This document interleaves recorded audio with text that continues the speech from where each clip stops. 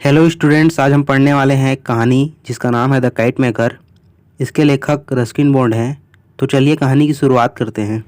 रामनाथ नाम की एक गली होती है। उस गली में केवल एक ही बरगद का पेड़ था जो मस्जिद के पुराने दीवारों की दरारों में उग आया था। स्टूडेंट्स, कहानी में दो प्रमुख पात्र हैं। पहला महमूद पतंग बनाने वाला जो अब बूढ़ा हो गया है, और दूसरा उसका पोता अली। कहानी की शुरुआत में अली पतंग उड़ा रहा होता है और उसका पतंग बरगद की शाखाओं में फंस जाता है। वह नंगे पैर गली के पत्थरों पर दौड़ता हुआ अपने दादाजी के पास आता है। दादाजी वहां आराम कर रहे होते हैं। तब अली बोलता है, दादाजी मेरी पतंग खो गई।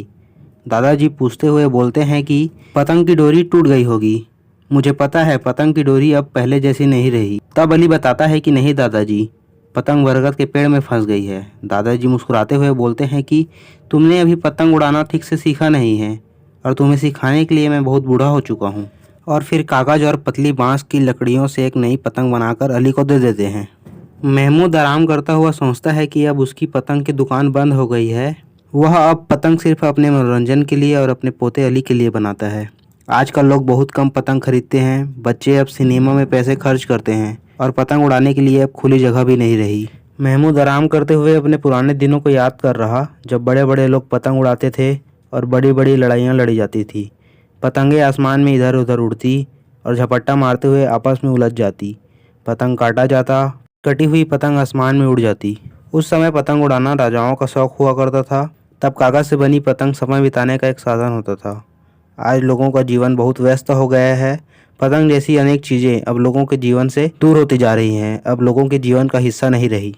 महमूद अपने सुनहरे दिनों में पूरे शहर में प्रसिद्ध था। नवाब के अनुरोध से उसने एक विशेष तरह की विशाल पतंग बनाई थी जिसका नाम ड्रैगन काइट था। इस पतंग के बारे में सभी लोगों ने सुना था। नवाब द्वारा इसे उड़ाया जाना था, तो खुले मैदान में इस पतंग को देखने के लिए भारी भीड़ जमा हो गई थी। पहले प्रयास में पतंग नहीं उड़ी, फिर हवा सही दिशा से आई और ड्रैगन पतंग आसमान में उड़ गई। समय के साथ नवाब की मृत्यु हो गई और अब उनके वंशज लगभग महमूद जितना ही गरीब थे। पुराने समय में महमूद और उसकी पतंग बनाने की कला का महत्व था, लेकिन अब उसे कोई नहीं जानता। जीवन के अंतिम समय में अब उनसे कोई मिलने नहीं आता।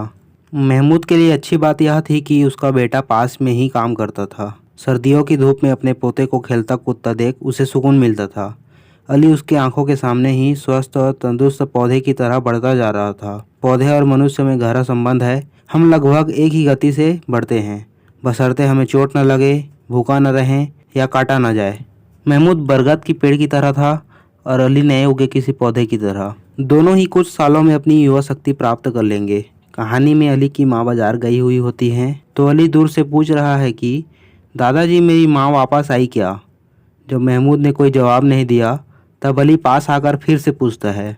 महमूद चुप था और जब अली ने अपना हाथ महमूद के कंधे पर रखा तो उसे कोई प्रतिक्रिया नहीं मिली। महमूद की मृत्यु हो चुकी थी। अली डर के माँ को पुकारते हुए गली में भागने लगता है। स्टूडेंट्स, यहाँ कहानी समाप्त होती है।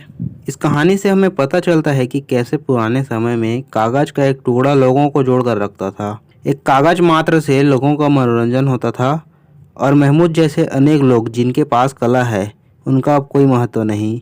आधुनिक प्रगति के चलते हाथ की कला का विनाश हो रहा है। वे कलाकार जो पुराने समय में प्रसिद्ध थे, अब खोजने पर भी नहीं मिलते। अब उन्हें कोई नहीं जानते। हमें लोगों की कलाओं का आदर करना चाहिए और आज भी उन्हें महत्व देना चाहिए। स्टूडेंट्स, आपको ये वीडियो थोड़ी भी अच्छी लगी हो तो नीचे एक प्यारा सा कमेंट कर दें। Thank you.